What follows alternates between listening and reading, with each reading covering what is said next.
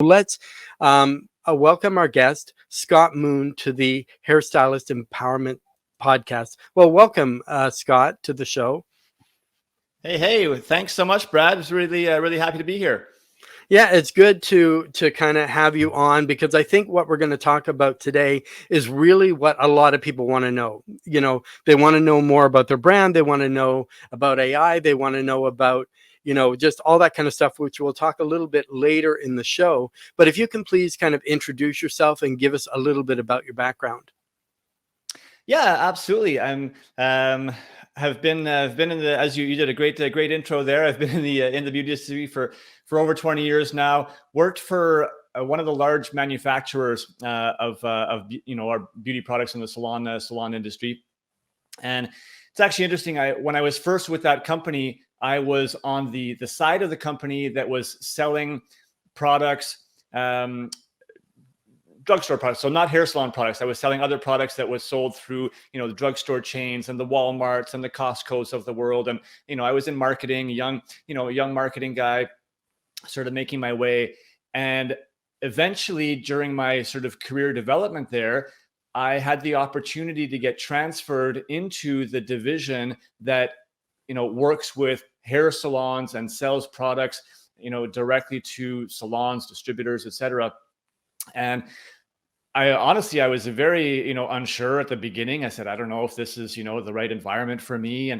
And it very, very quickly really just felt like home. I fell in love with the people in the industry, both, at the distributor level, like I said, at the salon level, actually being out, in salons, at events, talking with individuals, learning about their challenges.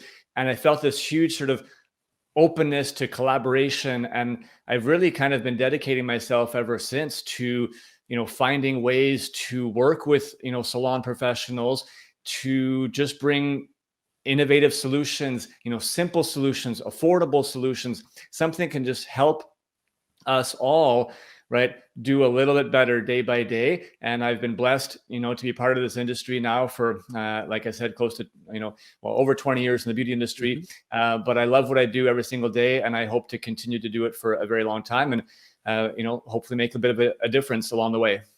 Yeah, and that's what it's really about, and that's what we have the show for too, is for people making a change in the industry. But the great thing with you, you focus mostly on the beauty industry, but you're able to do all industries, that they can come to you, things like that. So you've already told us a little bit about your journey, so we're going to go a little bit kind of deeper. Can you tell us about your journey into the world of marketing? So you already kind of said it. So what was that initial spark that got you interested in the field, and how has your career evolved over the years? So the marketing itself, when did it turn on for you to say, hey, I want to do marketing?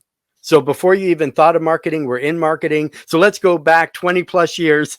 And what was that initial moment that sparked for you and said, hey, I think I want to do marketing? Because it's Yeah. not an easy, I don't think it's an easy task by any means Yeah. to jump Great. into. Great question. And I haven't shared this with very many people, but there is a very distinct moment in my life that I remember so clearly. I was 14 years old, and I used to, sit and watch TV at night with my parents. And I remember having these exchanges with my dad as we were watching these TV commercials that would come on between the shows.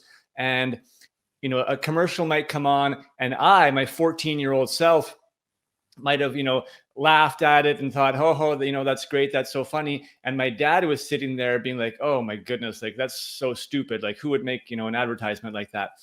And sort of repeatedly, this happened quite often. And it made me really think, like, why is it that I like this particular, advertisement that's being shown, but my dad, thinks it's silly or stupid? And I really started to just kind of get into the consumer psychology and around advertising and marketing. And that's really what the initial trigger was for me to say, hey, like I'm really fascinated by this, and I want to, explore this deeper. And I think I might be interested in this as a kind of a career path, going down advertising, marketing, etc. That's really where it all started. Mm-hmm. Yeah, and with that too, it's like some of those commercials, yeah, they are annoying, but I think that's part of the strategy too.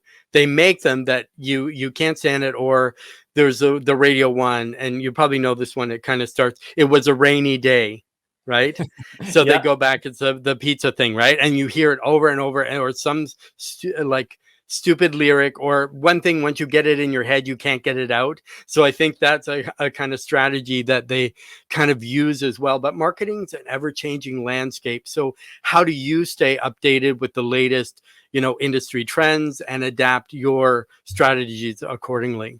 Yeah, well, I think one of the main things to kind of say marketing, there's some core principles, and for any business out there. So if you're an independent stylist, or if you're a salon owner, you're still marketing yourself and your services, or your company. You have a bit of a brand, and it's always going to come down to understanding what your brand stands for, right? You kind of Mhm. have to have a bit of a almost like a mission statement, right? For who you are, why you do what you do. You have to have some kind of um, emotional connection of why people would want to actually do business with you, right? Mhm. Um, so that's a key sort of starting point from the marketing standpoint. And then secondly is you really have to focus in on who your target audience is, right? And that's where, coming back to those commercials that we were talking about, that was the key difference. It's not as though it was a good, bad, or a bad ad, Mhm.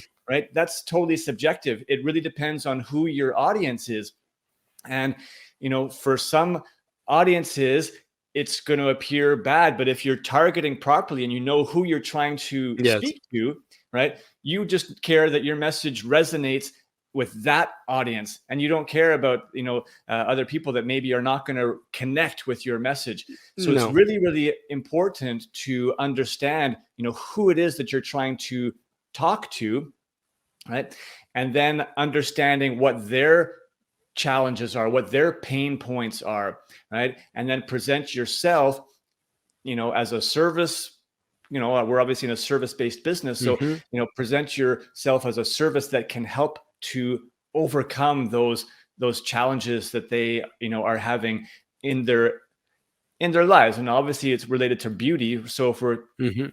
going deeper into what salons or independent stylists can actually be thinking about is who is that target audience of yours? Is it a busy professional who's also a mom, and she has a family, and she has like a million stresses going on and crazy life, but she needs to be able to maintain her beauty and her looks, because that's important to her self Mhm. identity as well. So how can you really identify what the challenges are in her life and try to position your service offering so that it's going to allow her, right, to maybe be efficient with her time, because that's probably something that's really, really important to her, right? Mhm. Maybe provide her with some, quick styling tips that she can be, taking care of her hair in the morning quickly as she's getting the kids ready for school and also preparing for work. If she had some quick hair tips that you were providing as her beauty advisor, essentially that's what Mhm. you become, right? That's going to really connect and resonate with her, and she's going to be so grateful and thankful for you as her stylist. And that's what's going to help keep her as a loyal client, talk to others about her. But again, it's identifying who that target is and speaking to Mhm. them. If that's not your target market, then you might present your services in a completely different manner. And that's exactly it. I mean, it doesn't matter, like you said, if it's good, bad, indifferent, as long as it's effective. So, and who it's going to be effective on is your market you're trying to reach, because obviously that's going to affect them more. And you also mentioned about challenges. So, could you share a few examples of the most challenging marketing campaigns you've worked on, and how you overcame obstacles to achieve success? Woo! What a doozy. Oh yeah, we go deep on this show. We no fluff. Sorry. Yeah. uh, Most challenging marketing campaigns. Well, and I have to be careful not to um, put stuff out, because there are times I can go back to when I was working for the large manufacturer that I talked about. Mhm. And those in those cases, those, big companies that are, launching new products and whatnot into the marketplace, very often those products have been developed in, a different country. I was based in Canada for, the majority of my career. So the products might have already been developed and launched in another country. And then we would have to, prepare the launch for Canada. And Hmm. I'm not going to get into specific, product names Oh, or no, anything. that's fine. Yep. Hmm. There are certainly, several occasions where you were kind of almost forced to be launching a product into the market that you didn't totally believe in. Hmm. And that's one of the challenges sometimes when you're working for large large organizations. And or similarly is when products get removed from the market. Hmm. And it might be something that's a product that's doing very well in Canada, but because it hasn't been doing well in other countries, Hmm. globally, they decide to remove it, and now we're stuck with the challenge of having to communicate why it's going away and how to sort of offset that. And I know that it's a very frustrating experience for salons and stylists when that happens. And Hmm. from let's say my personal standpoint, from a marketing perspective, really obviously the challenge is trying to help your audience. And my audience is always hair salons, right? and Hmm. and salon professionals and stylists. So it's helping give them the tools, right, and the scripts and the story so that Yes. they can properly communicate it to their clientele, right? It's really, Hmm. it's like a chain. And we have to make sure that we're kind of keeping that game of telephone tag as tight as possible. And it's not always, the most ideal situation, but I think you have to really, identify and look to collaborate with people and say, what, sometimes certain things are out of your control, but Hmm. if you can create at least a story that makes sense, that people can, get their heads around. Again, Hmm. marketing is a lot about psychology. So it's about, presenting a story in a way that people will sort of buy into and accept. Exactly. And you want to be authentic. You want to be, when you're sharing, as I say, because yeah, there are products that people love, great campaigns, and oh, we really love this. And then now they can't get it. So they have to look to other alternatives. But as I say, it's creating that dialogue with your client that says, hey, they're not carrying this anymore. I always think it's best to be truthful and authentic. But so with your clientele, what are the big three that most people have challenges with or needing assistance with? Maybe like if we can talk like about AI, gaining clients, loyalty programs. So do you deal with all that? And what kind of, how do you address those concerns? Yeah, And talk a absolutely. little bit more about it, what AI is.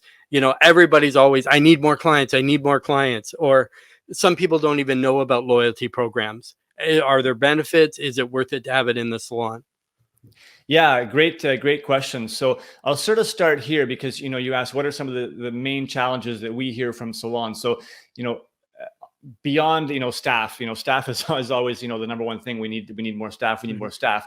Um, and there is a whole marketing aspect to that, because you need to market your salon in order to attract, right, Mhm. staff to come and work for you, right? And you have to build those relationships in your community. So that's one sort of aspect of people think it's just like an HR, human resources and hiring game. But actually, if you have strong marketing in place, that's actually not just attracting clients, it's actually attracting potential stylists, Mm. front desk people to kind of come and want to work with you and your culture. So that's one area just kind of I think is important to recognize for salons, that that's still all about marketing and how you present yourself.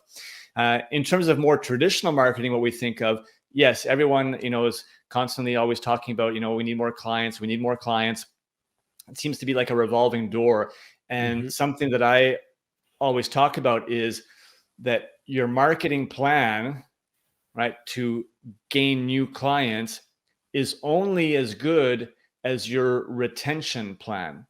Mm.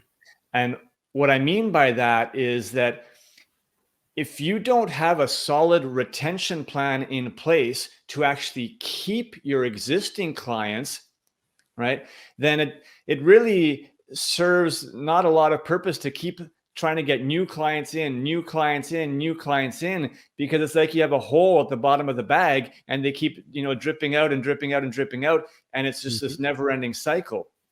So before you focus too much energy on trying to get new clients in, I always say it's really important to make sure that you have a strong retention plan in place. And that comes with, client loyalty and obviously loyalty programs.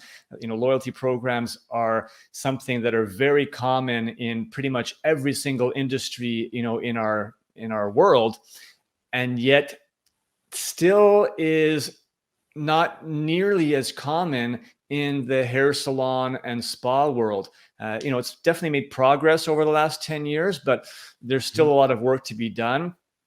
We can delve, a little bit deeper because we do have a pretty powerful tool that's proven to be very successful for salons.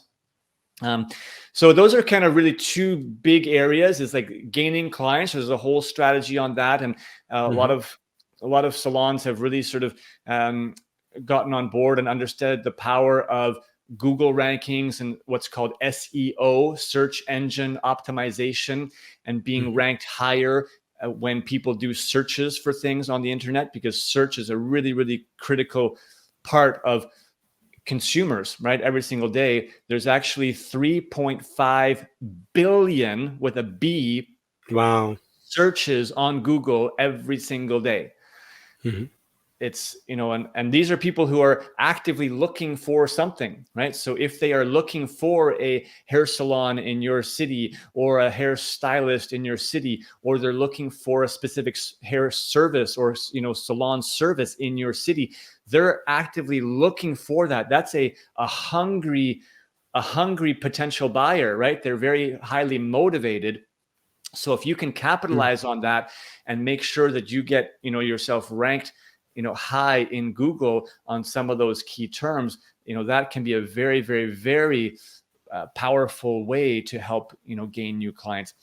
Unfortunately, a lot of salons have just not even been thinking about that, and they just, put all their energy into, posting on Instagram and Facebook, and, hoping that that's going to, bring in thousands of clients. But it's not, Mhm. it's it's not nearly as effective in terms of new clients coming through the door. No, and that's a big thing because a lot of people think that somebody with a lot of followers equal clients, but it doesn't. Like, I mean, obviously, if you have 10,000 followers, you put a post up, 3 people like it.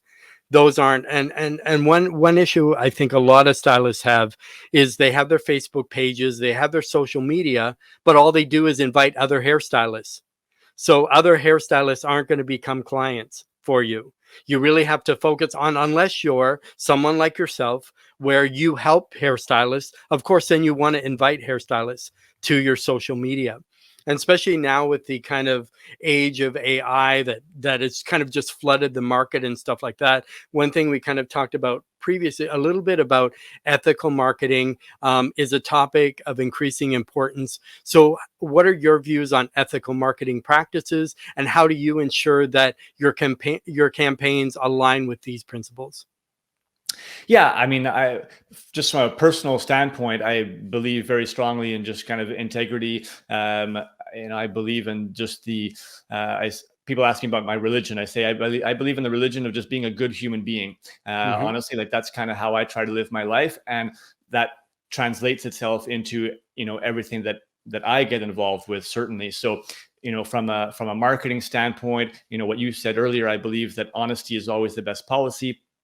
And with AI today, artificial intelligence, there are a lot of fears in the marketplace today that there's all these what's called deep fakes, Mm-hmm. because you can program artificial intelligence tools to like look like impersonate Yeah, speak something or some like someone, someone, look like you know, someone. Yeah. look sound like somebody. You Hmm. could technically make a video of someone famous and have their voice saying something that's actually completely not them.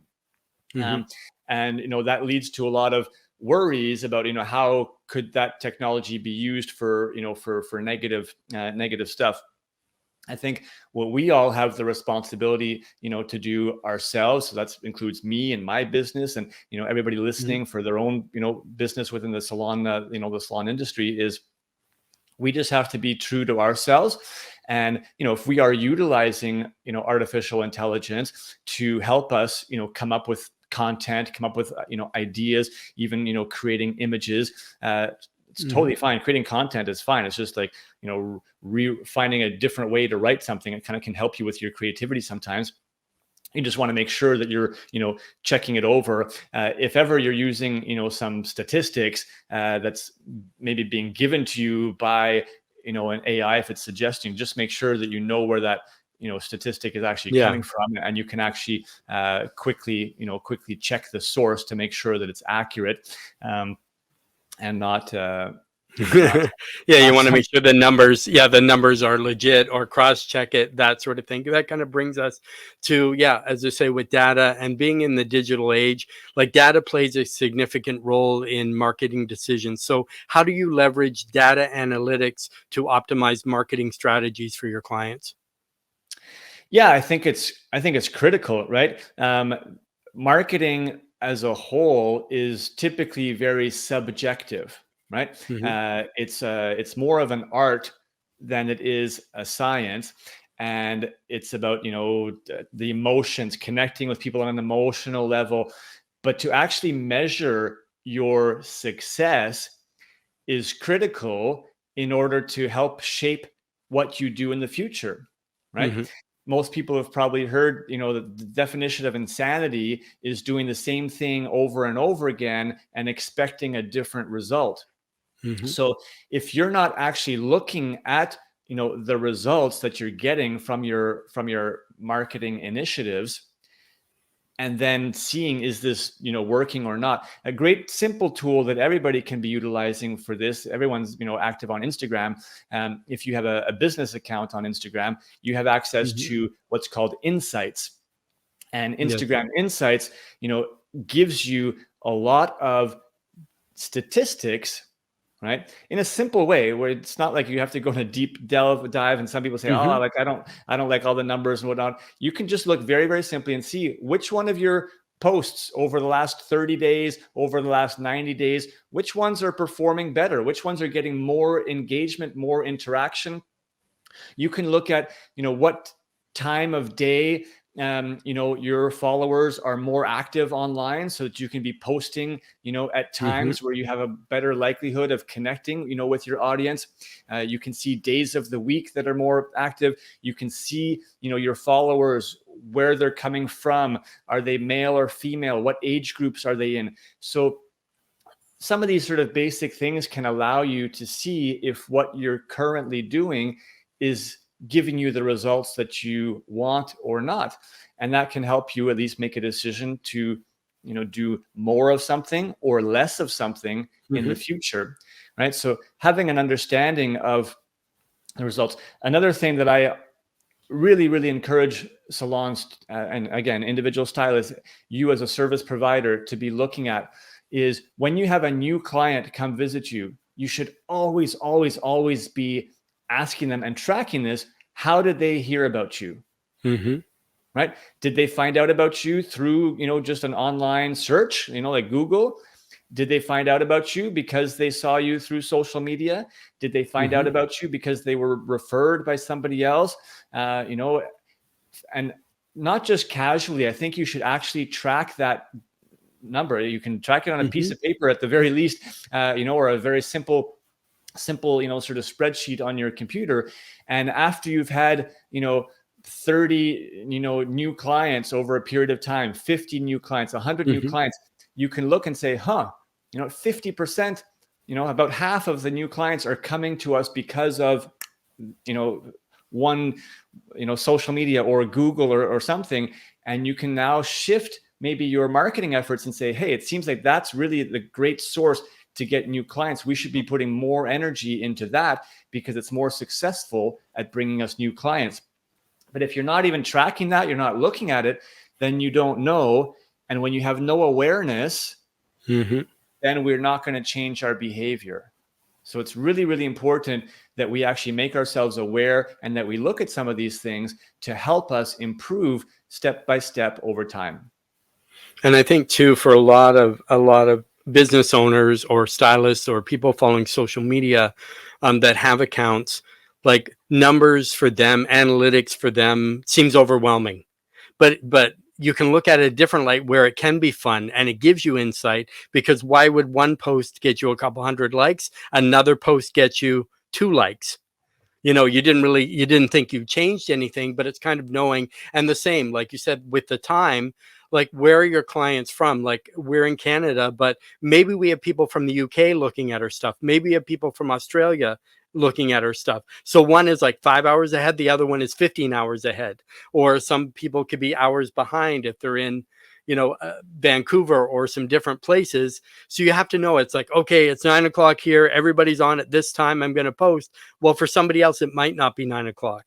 It might be sometime in the afternoon when they're still at work, and those are really things that we kind of have to, there's a lot more to think about. But I think once you kind of get it, or work with a strategist, marketing specialist, they can help you and say, hey, let's look at your analytics. Here's the best times for you to post, when to post, how many times to post. And it's the same with tagging. How many times do I tag? How many times do I, use the hashtags? How many times is it even relevant anymore?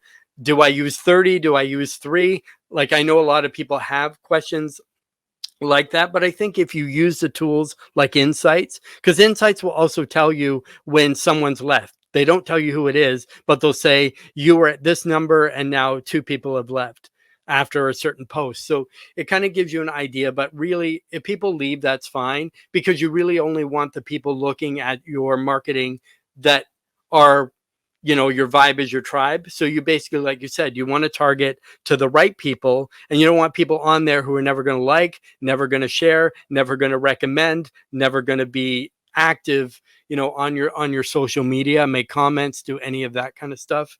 But so what are some key elements that every successful marketing strategy should include, like regardless of the industry or target audience? But generally we can speak more in the beauty industry. So if they had a marketing strategy, what should you always include to be successful? So there's a couple of things here, but I'll tie it in as we go, because one of the keys to an effective marketing strategy is clearly identifying your target market. Okay, Mm-hmm. We talked about that a little bit earlier, but we'll just sort of come back on it because it also relates to what you were just talking about, Brad, with your Instagram and your followers and being able to know Mm-hmm. who's who. I really, really like to stress that the quality of your followers is way more important than the quantity of your followers. So Mm-hmm. don't be envious that somebody else has, 10,000 followers or, 50,000 followers or whatever the case may be. It's really, really important to make sure that the followers are actual potential customers of yours. Mm-hmm. That's way more important. So you have to sort of understand that. As we're coming back to marketing strategy, it's about building that from the first place, right? You get to be intentional. What type of clients do you want to have in your chair every single day, right? Do you want, and what type of services do you want to be performing, right? You can actually be intentional if you set this up in advance in terms of your strategy. You say, you know what? I want to be doing balayages. I want to be doing high ticket, services. I enjoy the actual, the process, the creativity that comes along with it. And it's actually, I get to work with fewer clients, but I get to kind of get more in depth with them. Somebody else might say, hey, you know what, like I really enjoy cutting and finishing, and I want more of that and less color work. You have to find what is important for you. And that starts as part of a strategy that you're building. Right. So what services do you want to be offering? Who is that target audience? It's so critical that you narrow down, to them. Again, I'm going to come back to what I talked about in terms of strategy is, what are the challenges of that particular target audience, right? You need to understand what are the challenges that they're having. And then you can answer the question, how how do my products and services help the target audience solve their problems, right?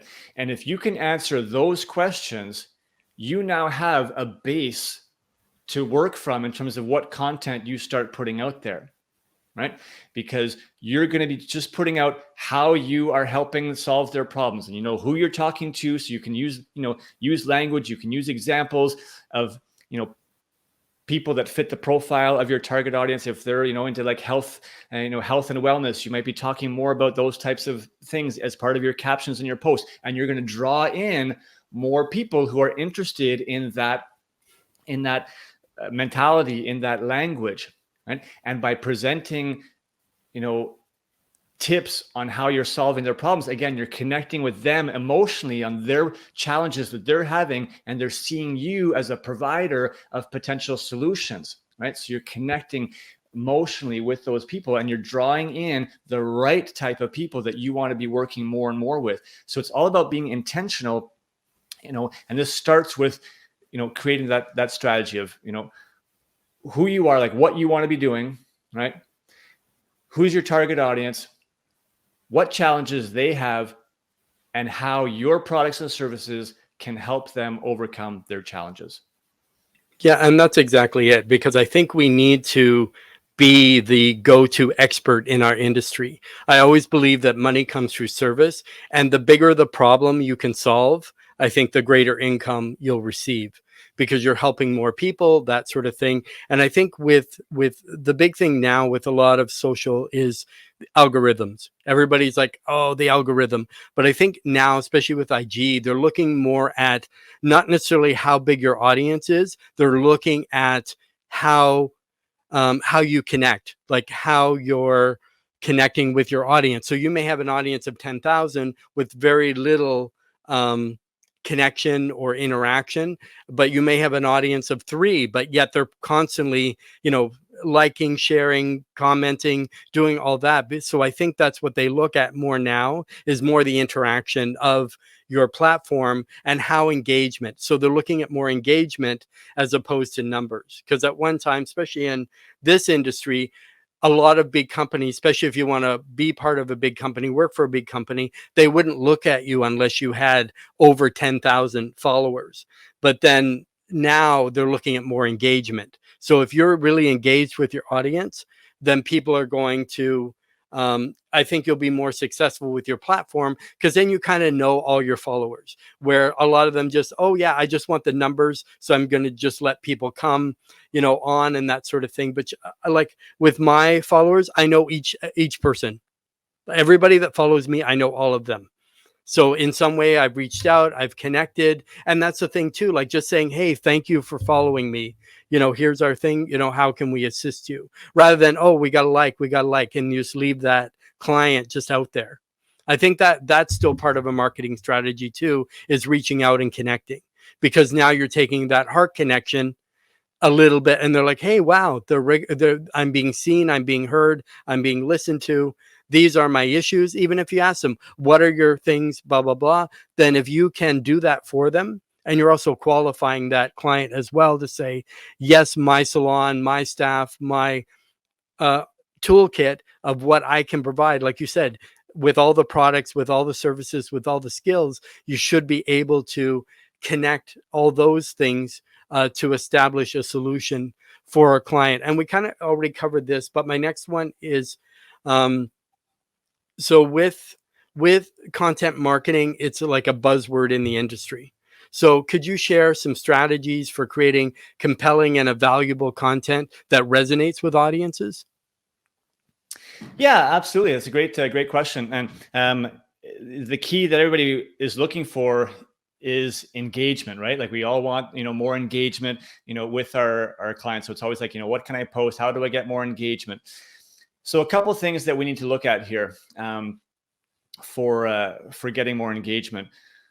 The first thing, before we actually talk about what content you put out, if you want people to be engaging with your content, how selfish is it for us to be asking for that if we are not engaging with other people's content, right? And I think we have to recognize that social media it's called social for a reason, right? It's not billboard advertising, but too Yes. many people I think have gotten caught into I'm just going to like post, I'm going to like do my post and I'm going to sit back and see how many people liked and commented on it. And then I'm going to complain about the algorithm not giving Hmm. me enough visibility and whatnot.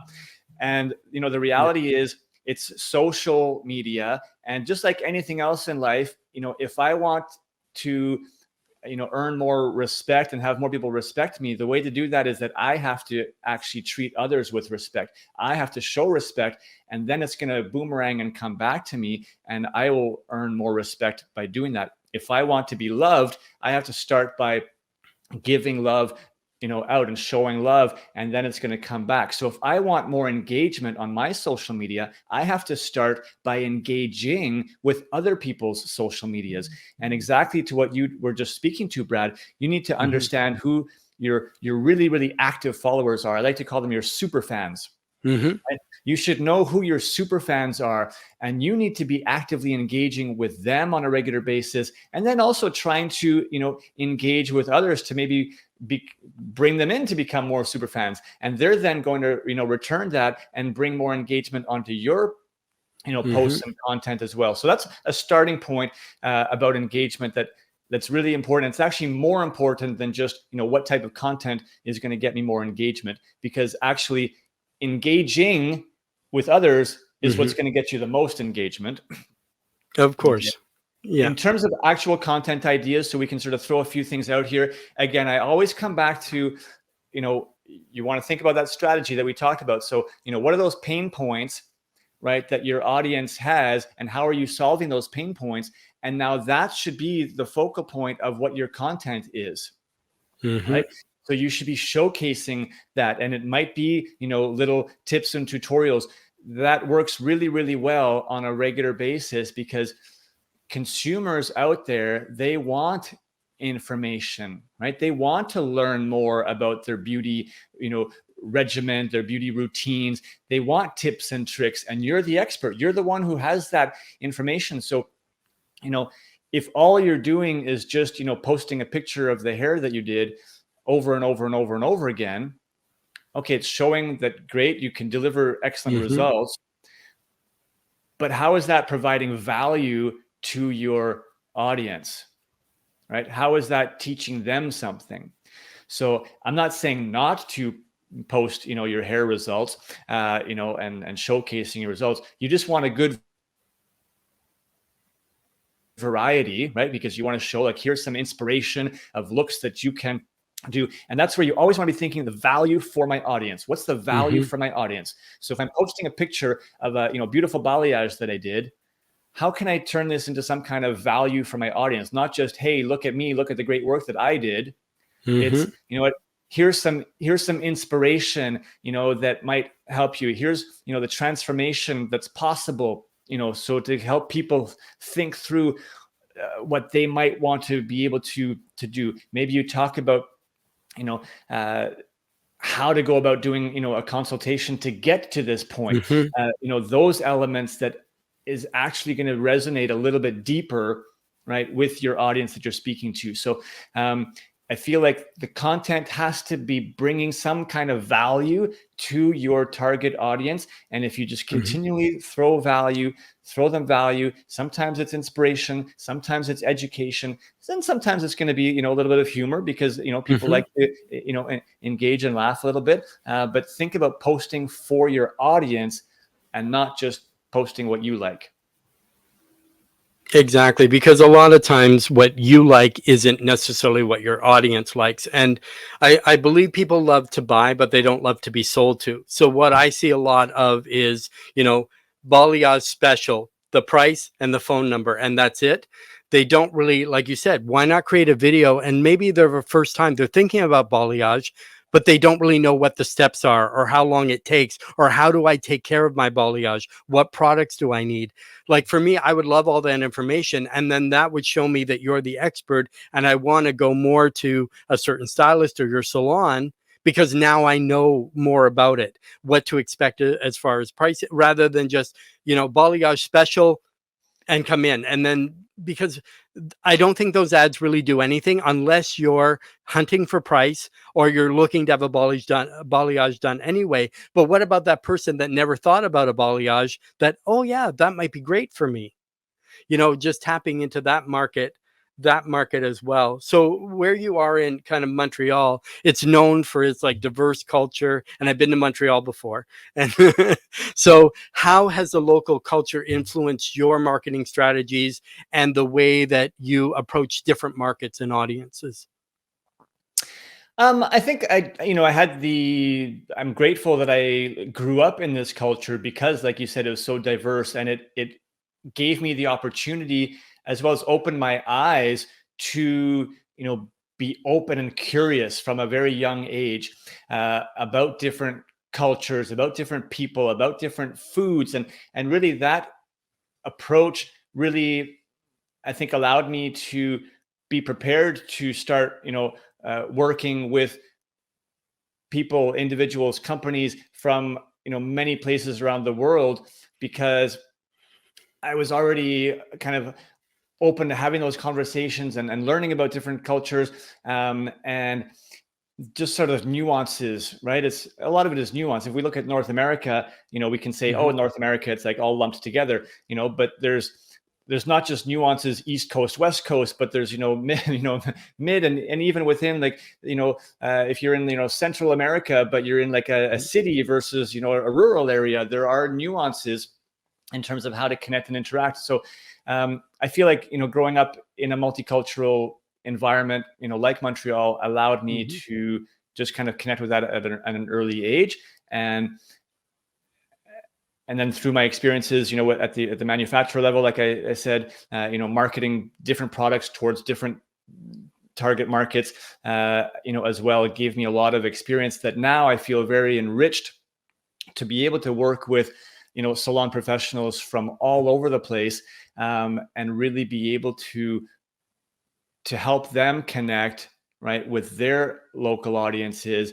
We don't just work in North America. We do have some salons outside where, fully fluent in, English and French. So any English and Mhm. French countries around the world, we certainly can support and have, at least a good background, I think, to be able to understand how to connect with different target audiences in different cultures with different needs. And yeah, like I said, I'm just grateful that I kind of grew up in an environment that made that a little bit easier early on. Oh yeah, which is great. So talking globally, like, can you share, and you must have many, but can you share some memorable marketing campaigns or initiatives that kind of made a significant impact on a local or global scale? Like some kind of thing that was a heart project for you, or some campaign you thought, wow, this is really making a difference in the industry. Like something that I personally worked on, or just a campaign in general that I feel, It could be either or. Yeah. yeah, I mean, I think I'll throw some flowers in a different direction, Hmm. um, just because, when you look at things that have connected on a global level, um, I do give a lot of credit. I don't love promoting specific specific brands, but No. this was, started early on as it's Dove, Hmm. Dove sort of hair care, skincare, brand. Yes. I think they were, one of the first beauty brands, and I know it's not within the, salon space. So, but I think if we just look at it from a conceptual Yeah. standpoint, Exactly. The initiative. Yeah. yeah, how they first came out with just kind of the natural beauty, and embracing, natural beauty, and allowing, women to feel beautiful for who they are, regardless of, body type and color and shape and race and all of that. Hmm. Their sort of global beauty campaign. Now this would go back, at least 15, 20 years, I think, Hmm. that when it first came out, but it really took on a global, perspective. And I give them continued credit, because during the pandemic, a few years back, Hmm. they continued with a campaign where they had global healthcare workers, um, and talking about, the challenges on their skin, like wearing masks, Mm-hmm. in those, hospital and healthcare environments, constantly these people that are, giving, so much of themselves to help the communities, but the impact that it was having, negatively on their skin. Mm-hmm. And they actually did a very sort of revealing campaign around skincare related to that. But again, I feel like they've been a great example of, putting together kind of a campaigns that really can reach globally and touch, you know, Mm-hmm. many people with a message that really resonates. And I think it's a good example for us to, look for ways that we can, find a way to resonate with our communities, right? So if you take the inspiration of that, they've, looked at a big sort of global issue, Mm-hmm. but if you can find issues that maybe relate to your community, when we were just talking about, the differences between the cultures and whatnot, and every Mm-hmm. community has uh, its challenges, but it has its identity. And if you, as a salon professional, can really tap into that, right, and find an Mm-hmm. issue that's at the heart of the people in your community, and find a way to incorporate that into what you do, maybe it's not just a give back campaign where you say, okay, you know what, 5% of proceeds are going to this local thing. I Mm-hmm. mean, that's fine. I'm not saying that that's bad, but you can probably leverage it even further, by just kind of getting creative, maybe collaborating with a few people within the community to create, a special project. And now your business is kind of at the heart of this campaign that might really resonate a lot deeper within your community. So that's kind of the learning from, the global campaign I spoke about, that maybe we could adapt, Mm-hmm. to our local communities and really make an impact. Exactly. And I love the campaign you just mentioned because it solidifies what you've already said previously in the show about knowing who your market is. They had a specific market, and they had, they were empowering women. They were telling women there's something right with you and not necessarily something wrong with you. Because most times in the beauty industry, it's like, you have lines, you have wrinkles, you have this, you have that, so that's why you need this product. Yes, it solves a problem, but then a lot of people, there's something wrong with them. But I think when you can step into your authenticity, you can become your own person. And I think people need more of that. They need to be more empowered. They need to, really kind of step into their own. And I think they need marketing that kind of does that for them. So by using a certain product or service, you become empowered. Right. So then that way, when you're empowered by using the product, if it makes you feel better, if it's makeup, if it's skincare, if it's shampoo for hair loss, if it's whatever it might be, and it makes a difference for you and it makes you feel better, then I think that's really the way it should go. And with meeting and collabing and all that kind of stuff, so networking is crucial in the marketing world. So how do you build and maintain relationships with clients, collaborators, and other professionals in your field? Yeah, another great question, Brad. I think you have to start by asking yourself, right, as an independent stylist or service provider, how can I be unique? How can I differentiate myself, right, from all the other stylists that are essentially offering a very similar service, right, in my community? And why should people come to me? And it is about relationships. Our industry is so much about relationships and bonding. But you've got to find a way to make that experience with you unique. So, you know, I would really start by making sure that you personalize that guest experience as much as you possibly can. Make that individual feel so special, so unique Mhm. when they come and they sit in your chair. Um, and that comes from all the little touches, depending on how your system is for checking in. Maybe you have a front desk team that's doing it. Maybe it's, you personally, if you're just, working on your own or in a small space, but greeting them, making sure that you have their, always their first name, making sure that you have their favorite drink, you know what that is, and that you have that kind of prepared for them. So you don't even have to, ask them each time. Those little details actually make people feel so special. Mhm. And then even into your service, you can start incorporating some personalized experiences. And this ties in with marketing, but here's one in particular that I love is when you're at the finishing stage of doing someone's hair, right? You're doing the actual the styling blowout portion. This is Mhm. actually the portion that the guest is going to kind of need to be doing on their own, right? Over Mhm. the next, 4 to 6 weeks before they come back to see Yes. you again. And that's what they struggle with the most is I can never get my hair to look the way it does when I am at the salon. And that's a great compliment to, to you as a stylist. Obviously, Mhm. we want them to love, coming to see us. But if we can, provide them with those tips that's going to help them feel that much more confident and comfortable with their hair every single day between visits, that's great. So why not actually set up your phone on a little clip-on tripod at your station, or even the Mhm. customer's phone, and say, you know what, as a little special that I do for some of my Mm. VIP guests, I'd be happy to record, what I'm going to do here to sort of finish, and I'll show you, some tips that you can actually do on your own, right, to kind of maintain and recreate this look, these great waves, this great shine, whatever the case may be. And now, as you're doing it, it doesn't take you more time because you're doing it anyways. It's just being recorded. But now the Mhm. guest feels so special, so unique, and that's part of building that rapport with them. They're going to say, no one has ever done this for me before. Mhm. Like, wow, my stylist, took the time to really like explain it to me, not just sit there and do it and then shove me out the door. And now I actually have a tool that I can use. Like, why on earth would I go and see a different stylist in the future? Mhm.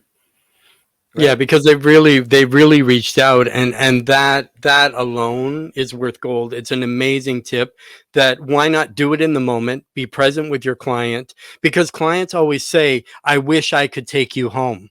Well, now Exactly. you can. So here I am, take you home, watch me every day as you're doing it, learn the tools you need, get the right products on the way out, rebook, every 4 to 6 weeks, whatever it is. But it's done. Like you said, it's a different experience that they haven't experienced before. Because most clients will say, or most stylists will say, "Oh, you'll get it. You'll get the hang of it." But then they move so fast that they can't really, the client doesn't get a chance, especially a brand new client. I think this would really enhance their experience in the chair and make you more of an expert to say, "Hey, I know you paid for this time. I'm going to make value for what you paid." So then you're going to get extra that you didn't. I always believe in under promising, over deliver. So Yeah. you're always better to promise less and give them way more than they, and just blow their minds. And then so when they walk out, they're going to start to become an advocate, a super fan, because they're going to say, "I went to that salon, to this new stylist. They did this for me that no other salon has done before." Because a biggest thing for me too, even people say, "Wow, finally I found someone who actually listens." So that's a big thing. You think, "Oh, that's," but a lot of stylists don't listen. And that's what clients want. They want to be heard.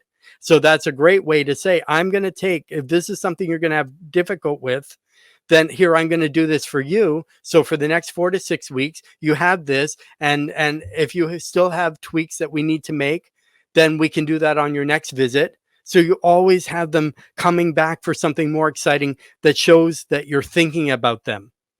"Hey, this new product came in. I thought it would be perfect for you. Hey, I went to a hair show. I saw the style. I think it would be great on you." So it's not just a matter of a, a physical money transaction. It's actually an energetic exchange where we're actually connecting with them. So the thing, if we're connecting and doing all this now, what does the future of marketing look like in your opinion? Like, what engaging trends do that you believe will shape the industry in the coming years?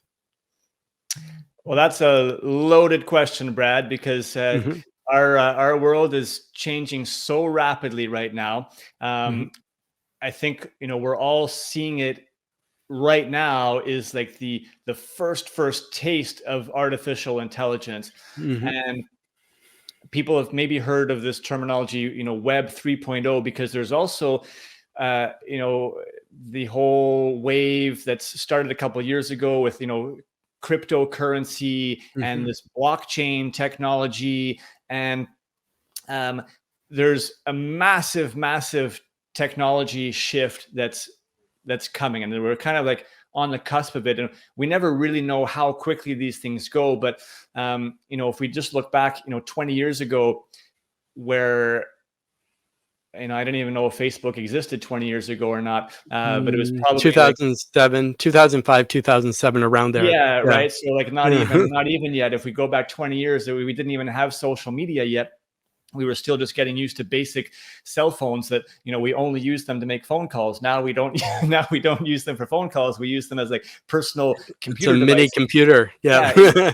in our pockets. So it's really difficult to predict exactly how fast things are going to go. But one thing that I can absolutely, say with extreme confidence is artificial intelligence is going to be a revolutionary technology that's going to impact not just our industry, but the entire world over the next 3, 5, 10 years and beyond. And I don't think any of us can actually even dream of what it might, be able to do. Mhm. But I think it's super, super important that we all recognize that this is a real thing that's going to have a massive impact. And the best thing that we can at least do right now is start to listen, right? Mhm. Start to taste, right? Learn a little bit about it, play with it a little bit so Mhm. that you have at least a somewhat of an understanding of sort of what it is and what some of the capabilities are. It's obviously going to continue to advance, quite dramatically. And what we can do with it right now, people, are very, or I don't know about very familiar, but people have heard, Mhm. most likely like Chat GPT is Yes. kind of like the big thing that kind of gets a lot of buzz. Chat GPT is just one Mhm. tool of thousands and thousands and thousands of artificial intelligence tools that Yes. already exist today. Just so happens that ChatGPT, got the most sort of marketing buzz, out Mhm. there, and it's very easy, easy to kind of use and start, playing around with. But I think it's something that we need to just really take a look at. When you think of things like virtual reality and augmented reality, I think those are going to be technologies that really Mhm. impact our industry, because we might be able to sort of see like a real imagery of what what we Mhm. might actually look like with different beauty looks. And we're not just talking here about hair and makeup, but you'll be able to do full makeovers, but in a sort of virtual reality world, Yes. um, right? That's there. I also believe that we're going to shift a lot more towards voice Mhm. commands. So today we still are doing a lot of typing, whether it's be on our phones or computers, we're typing Mhm. commands. Um, we're going to shift, I believe, much more towards voice and just sort of like talking and having conversations back. Mhm. Like, Siri, if you have an iPhone, like the technology of Yes. Siri, I'm actually surprised at how slow that technology has advanced. But I think now with Mhm. the rise of artificial intelligence, that type of technology is going to really start advancing quickly, where we can actually just have conversations with our personal, assistant. And we're going to be using that to ask for things, to search for things. And that's going to have a big impact on, how people discover you as a salon professional, find you. Mhm. So none of this is to scare people, to say, oh, technology is, going to take over. And but I do think specifically with artificial intelligence, it's something that you should spend a little bit of time, sort of learning about, and trying it out. We just actually put together a 12-part video series, a kind of a tutorial video series, to help people just kind of get introduced to it, which I think is just a really basic kind of first step that people should look at Mhm. this point. Yeah, and that's fantastic because I think to have the series, it makes it easier, it breaks it down. And I think too, because we're so bombarded by information. Like I think now we're in the age of information where if you want to learn anything about anything, it's all online. So you can basically find it on any platform, but sometimes this information can almost be too overwhelming. You want to know about stuff, but there's so much there. But having it broken down into a 12-part series for people that they can look at makes much easier. And you also provide the services if people want to know more. You can probably even do stuff for them or get them, on the right track. What the best tools are for them. So if as we're almost wrapping up, so just outside of marketing, so we're going to go away from marketing for a bit. So what are some of your personal interests or hobbies that help you stay creative and inspired in your work? I'm a nature enthusiast. So, you know what? I love hiking. I love kayaking. I love being in the outdoors. And I find that being in those spaces, it quiets me.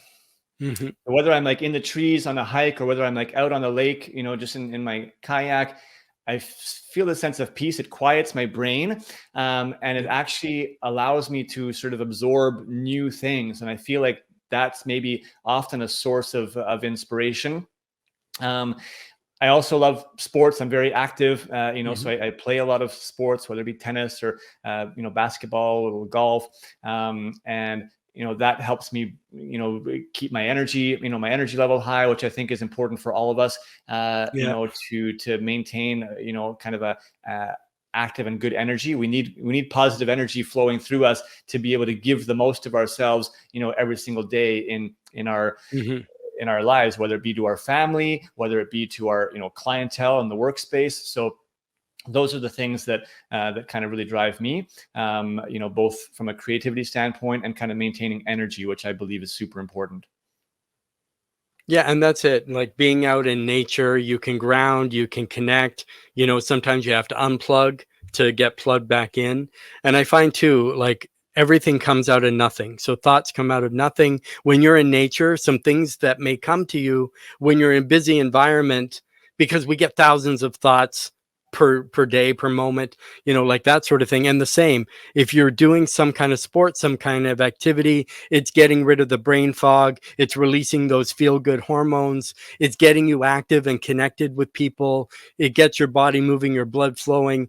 And that does, like, because obviously too, if you're in a salon standing behind a chair all day, you work a 12-hour day, 14-hour day, 7 days a week. Some salons are open 7 days a week, and you're not getting that kind of connection. I mean, the most exercise you get is running back to the the shampoo or the color area, or Yeah. you kind of need to get out there and make it kind of a little bit different, for you. And that's really it. I think we have to have more.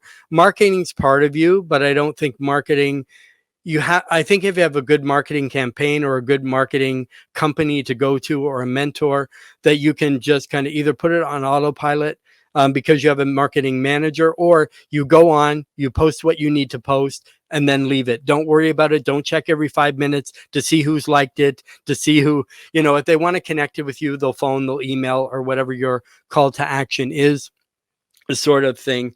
But so I know you're doing a lot of stuff and you have a lot of stuff on the go. Can you tell us about some upcoming projects or ventures you're excited about, or any goals you've been looking to achieve in your career? Yeah, absolutely. I mean, it's interesting. I'm not going to get into we can get into the whole goal setting thing on a whole other conversation, because I listen, to a lot of podcasts and has some Hmm. views on the dangers of setting goals. So, I Hmm. believe in continual improvement day by day, right? Hmm. Towards, uh, a positive direction. And that's what I try to do, is just be, a little bit better today than yesterday.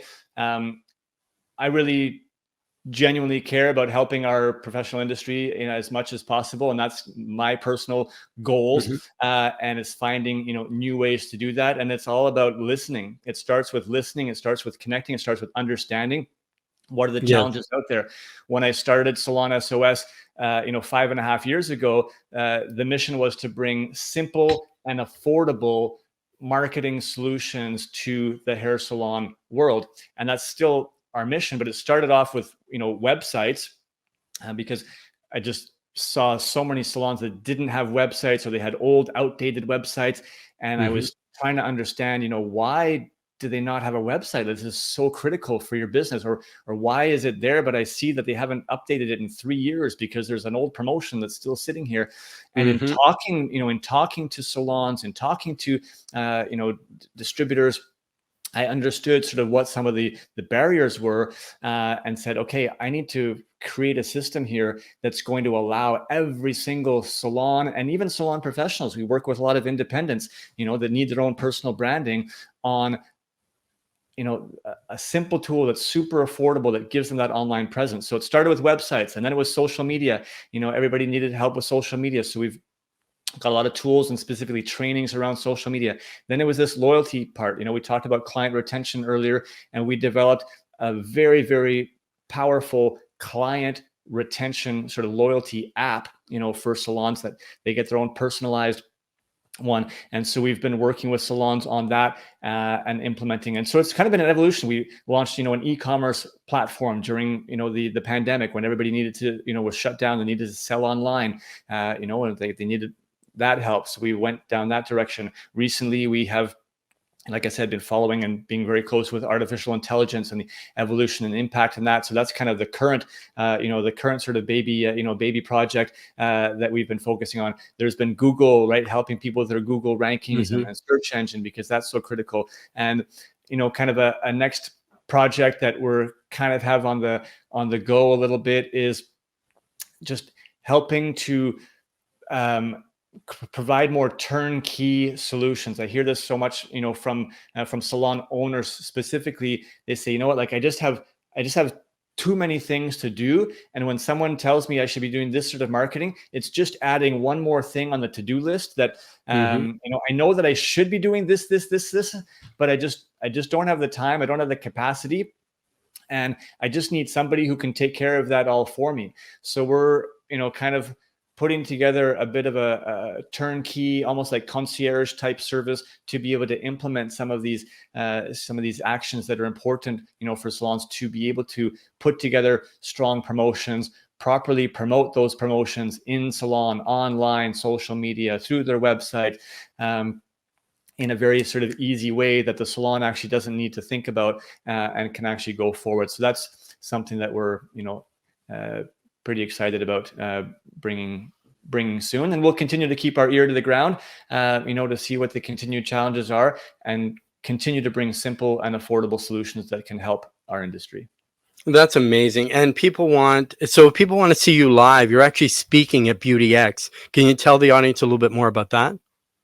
Yeah, absolutely. So at Beauty X, end of October in Toronto, I will be there giving a couple of classes in the education training rooms. So we're going to be doing a segment on Google, right, where we're really talking about gaining clients. So it's going to be kind of broken up into two: gaining clients and different techniques and whatnot, how we can utilize the online space, specifically with Google, a little bit social media, in terms of gaining clients into your salon business. And then we're going to do a section on retention, right? It's all about sort of, and a bit of a focus on retail at the same time. So how to grow your retail sales and retain clients, and talk about best practices around loyalty and how that can actually help you to stimulate retail. We hear continually that retail sales are a big, challenge, at the salon level. And so we're going to be talking about some strategies in and around that. And we're going to sprinkle a little bit of the artificial intelligence conversation, because it's such a new hot topic. We figured, we need to make sure that we're addressing some of those key questions as well. So that's what you can see if you come and check out my classes at Beauty X. Yeah, this should be exciting. So there's something else that you do, like myself. You also have your own podcast. So you've had incredible guests like Anna Pacito, Sam Vila. So can you tell us a little bit more about kind of what your podcast involves and how you got into that? We don't want to go long, but we're kind of wrapping up. But I did see some of your episodes. Absolutely love them. So I wanted to give you a shout out as a podcast host. And can you tell us a little bit about the show and how you created it? Yeah, thank you very much for that. It's the show is called The Salon Scoop. Can be found on all podcast stations, and our goal is really to educate, entertain, and inspire salon professionals on a bunch of topics. We obviously cover a lot of digital marketing, specific topics. We do these sort of digital debriefs on all different topics, but we also like to invite some sort of industry. I say icons, but people with lots of experience in different areas, right? So that we can highlight, somebody who's been a platform artist and talk about, their experience as a platform artist. Somebody else who is an actual social media influencer and talk about, what it takes to be a social media influencer and how that, came to be.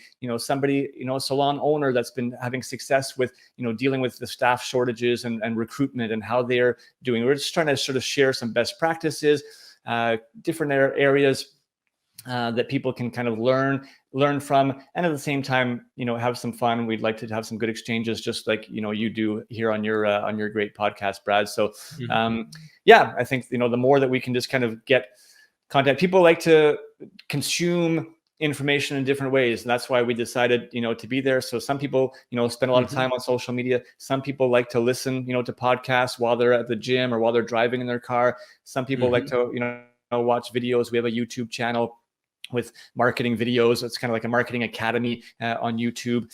So we've just tried to put content in various areas so that we can touch people where they are in the way that they want to consume information. Yeah, exactly. And we love here, and that's the big thing for me. I love guests that come on that are changing the industry. And you're definitely one of those people that are making a change, that are offering information, that are offering solutions. You're right on the pulse of what's happening now. So lastly, for aspiring marketers that are listening to this podcast, what advice or words of wisdom would you like to impart to help them succeed in a dynamic world of marketing? I could go in several different directions here, but I'll say action beats thought every day of the week. So too often we get caught up just trying to overthink ourselves, and we don't want to actually put in place. We don't want to post something until we make it perfect. But the reality is that we spend so much time thinking and working on it, and the perfect doesn't actually exist. It's just a subjective thing in our brain. So I would say people who want to get active, just start doing, just start taking action, putting stuff out there, and then watch it, measure it, right? Track it, see what's working, and then you can continually make shifts and changes along the way. But that'll actually get you way further ahead than if you just sort of stay in the parking lot and thinking about your plan, thinking about everything, and then being too scared to actually move forward. So that'll be my tip for today. Oh, great. That's great advice. So I want to say thank you, Scott, for being on today's Hairstylist Empowerment Podcast. So if people want to connect with you, where can they go to connect with you? Yeah. So on all social media, you can reach us at salon.s.o.s.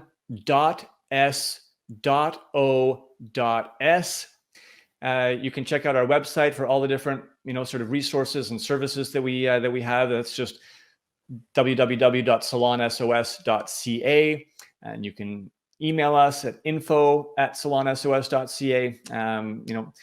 And we are, very, very active and engaged to sort of get back to you, and love to just have conversations with people. We do free consultation calls. We just really want to help. So if you have questions, just reach out.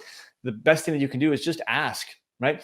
Rather than kind of bottling it up, and just ask the question, reach out, and you'll see there's so much love in this industry and people who want to kind of collaborate and share. And we're definitely one of those people that are just happy to, help. So reach out. No questions are too silly, and you're better to inform yourself and go from there. Yeah, and that's exactly it. And we'll also put this on the post as well, so we'll have the links all there. So if you're interested in following up with Scott, he and his team are more than happy to engage with you and provide solutions for you. So as we wrap up, our conversation went so fast. I can't believe we talked this long. But as we wrap up, what's one nugget of gold you would like to leave our audience? So this could be on anything. Doesn't have to be marketing. It could be on anything. If you want to impart, you already imparted so much, but if you want to kind of leave one just nugget of gold, and then we'll kind of head out. All right. The nugget of gold is that the most important skill, everything in life, we learn skills, right? We learn the skill of cutting hair. We learn the skill of coloring hair. We learn the skill of, playing the piano. We learn the skill of playing a sport. But I would tell you that the most important skill that you can work on in your life that most people don't work on is mastering your thoughts and kind of controlling your mindset.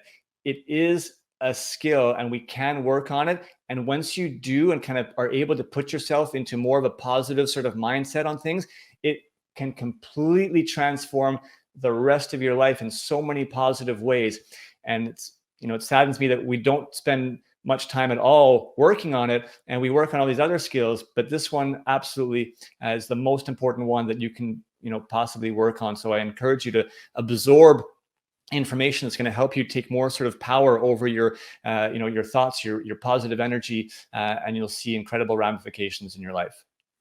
Wow, that's amazing. You've imparted so much knowledge, so much wisdom, so much gold.